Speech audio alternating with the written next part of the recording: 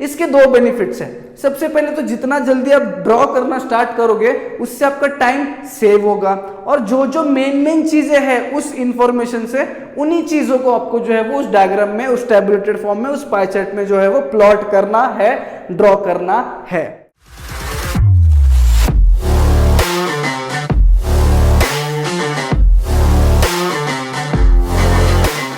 Hello नमस्कार दोस्तों, मैं सौरभ आपका एडुकेटर में स्वागत करता हूं। आज के वीडियो में आपके जो इंग्लिश के पेपर में राइटिंग सेक्शन आने वाला है ना, उसका एक समरी देने वाला हूं, उसका एक ओवरव्यू देने वाला हूं, जिसमें टोटल कितने टॉपिक्स आपको आ रहे हैं, कितने मार्क्स के लिए पूछे जाएंगे ये बताऊंगा। हर एक टॉपिक में आपको क्या क्या लिख के आना है ये ब्रीफली मैं आपको एक्सप्लेन करूंगा, और इससे आपको ये पता चलेगा कि किस टॉपिक्स को हम लोग ऑप्शंस में छोड़े और किस टॉपिक्स को मैंडेटरी है कि लिख के आए, जो कि इजी भी है और जिसमें इजीली पूरे मार्क्स भी मिल सकते हैं। ये सारी चीजें समझने के लिए, जानने के लिए इस वीडियो को ना लास्ट तक जरूर देखना पड़ेगा। तो चलिए शुरू करते हैं। सबसे पहले तो बता दूं, आपका जो राइटिंग सेक्शन है वो दो सेक्शंस में डिवाइडेड रहेगा इंग्लिश के पेपर में, section number 5 and section number 6। Now section number 5 is named as writing skills and section number 6 is named as creative writing.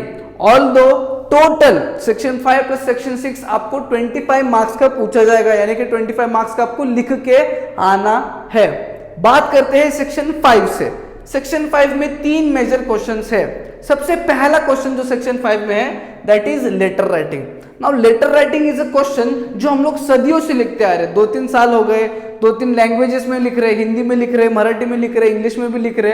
अब लेटर राइटिंग का एक ही मेन क्वेश्चन होता है कि सर फॉर्मल लिखे, इनफॉर्मल लिखे, क्या लिखे सर, बहुत कंफ्यूज होता है। कुछ बच्चे बोलते हैं फॉर्मल लिख के आओ, कुछ बच्चे बोलते हैं इनफॉर्मल लिख के आओ। तो आपका कंफ्यूजन दूर करने के लिए पहले तो मैं एक फोटोग्राफ दिखाता हूँ, एक पिक्चर दिखाता हूँ आपको मार्किंग स्कीम की।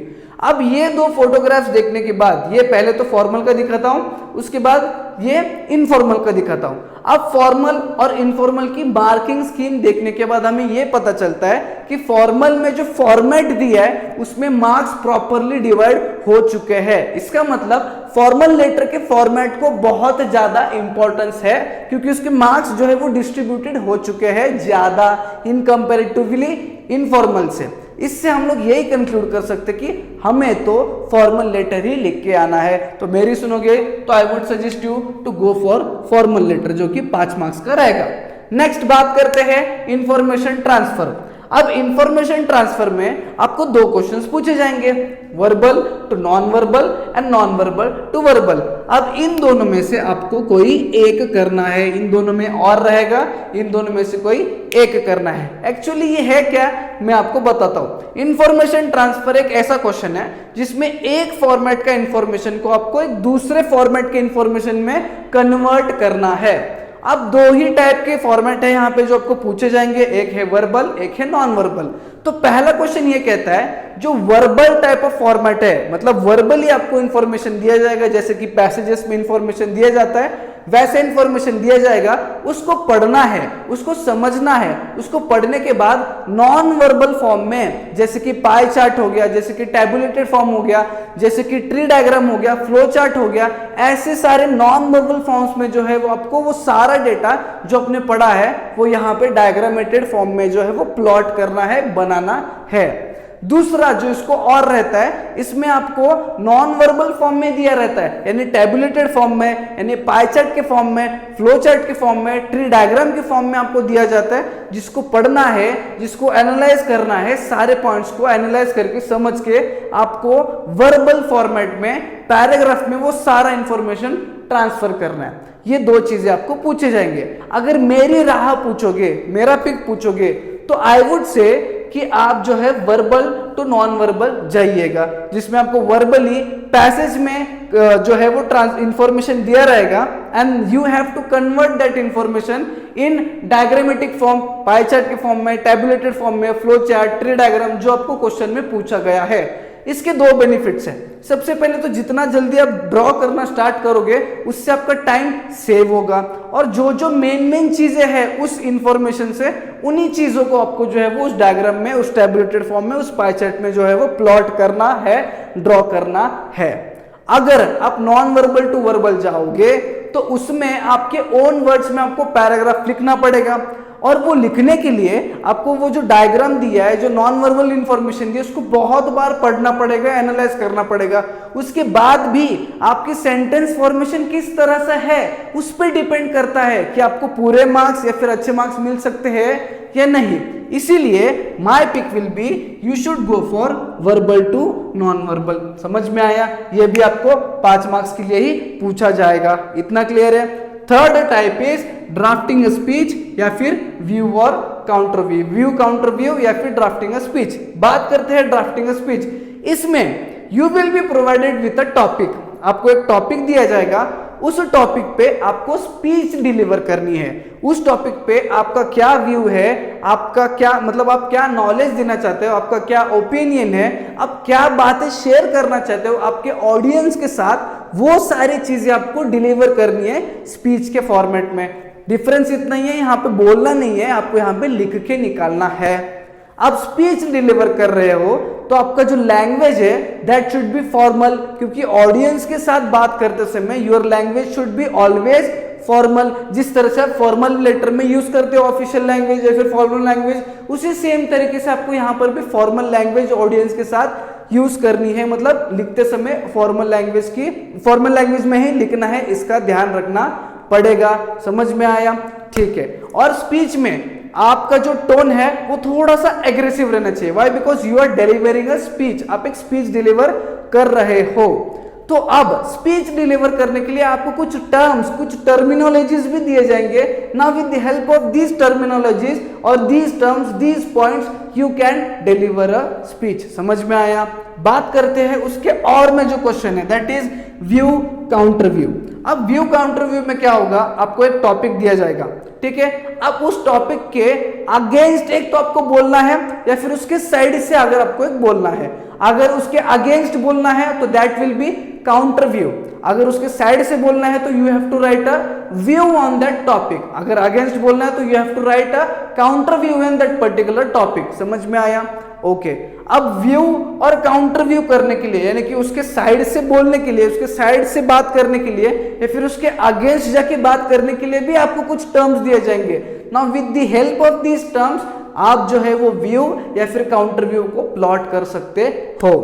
अब हालांकि व्यू और काउंटर व्यू में आप कितना ज्यादा रिलेटेबली उसके अगेंस्ट बोल रहे हो या फिर उसके साइड से बोल रहे हो, ये जानने वाले हैं और उसके बेसिस पे आपको 5 मार्क्स मिलेंगे।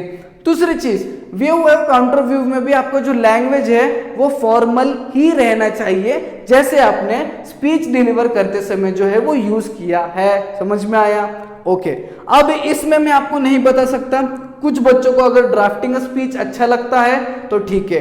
अब view counter view is almost like a debate. अगर आप डिबेट करने में अच्छे हो, अगर आपको आपके पॉइंट्स मेंशन करने में आप अच्छे हो, आप उसको एक्सप्लेन कर सकते हो, फिर उसके साइड से स्टैंड ले सकते हो, तो I would say you should go for view और व्यू काउंटर व्यू। समझ में आया? ठीक है।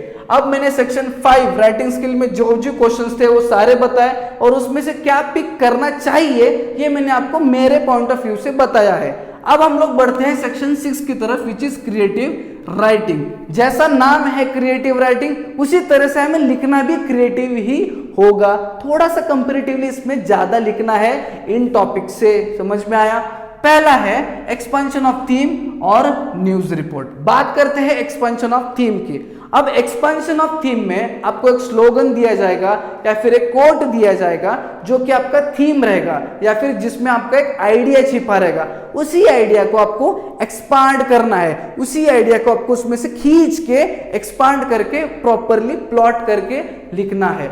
उसके बारे में जो जो आप लिख सकते हो या फिर जो जो आप उसके बारे में अच्छे से फ्रेम कर सकते हो, वो सारी चीजें उस आइडिया पर, वो सारी चीजें जो है वो आपको फ्रेम करना है, लिखना है।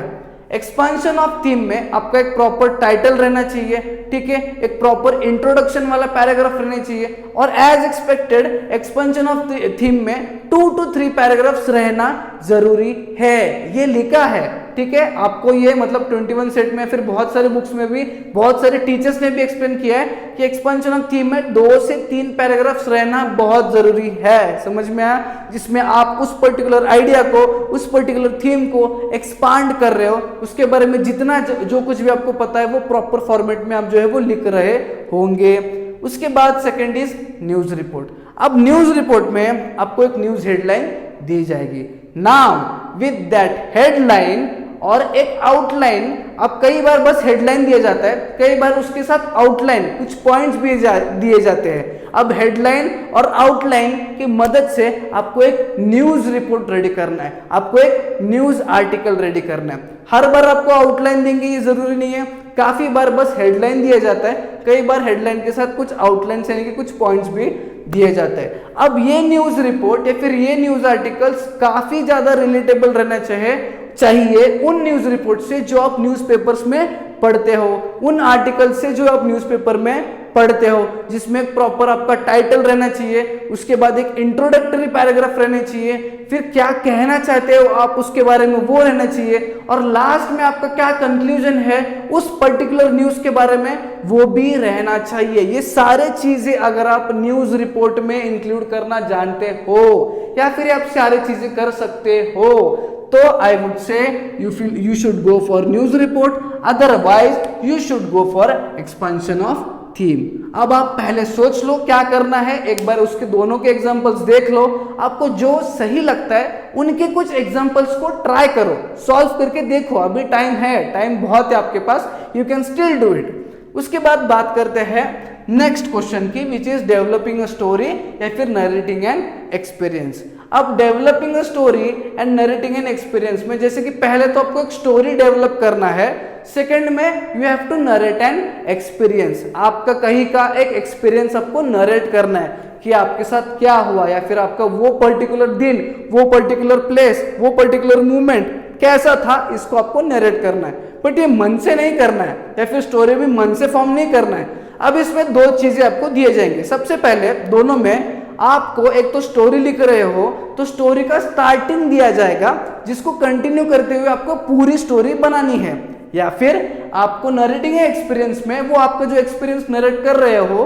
उसका स्टार्टिंग दिया जाएगा जिसको आगे कंटिन्यू करके पूरा का पूरा एक्सपीरियंस आपको खुद से नरेट करना है। ये एक ऑप्शन है।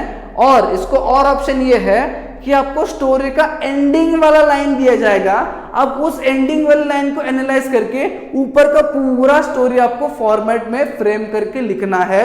एंड सिमिलरली एक्सपीरियंस नरेट करते समय वो एक्सपीरियंस का एंडिंग दिया जाएगा जिसको अगेन एनालाइज करते हुए आपको पूरा ऊपर का जो एक्सपीरियंस है वो फ्रेम आउट करना है, जो कि अगेन 5 मार्क्स के लिए पूछा जाएगा।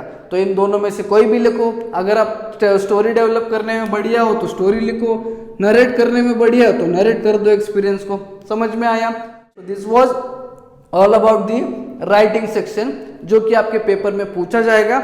अब आप डिसाइड करना, क्योंकि मैंने एक रफ आइडिया दे दिया है आपको, अब आप डिसाइड करना किन टॉपिक्स को लिखना है, किन को छोड़ सकते हो। अगर आपको ये वीडियो पसंद आया होगा तो एक लाइक जरूर करना, ज्यादा से ज्यादा बच्चों में शेयर करना, नए हो तो चैनल को सब्सक्राइब करना। हम मिलेंगे न्यू वीडियो में।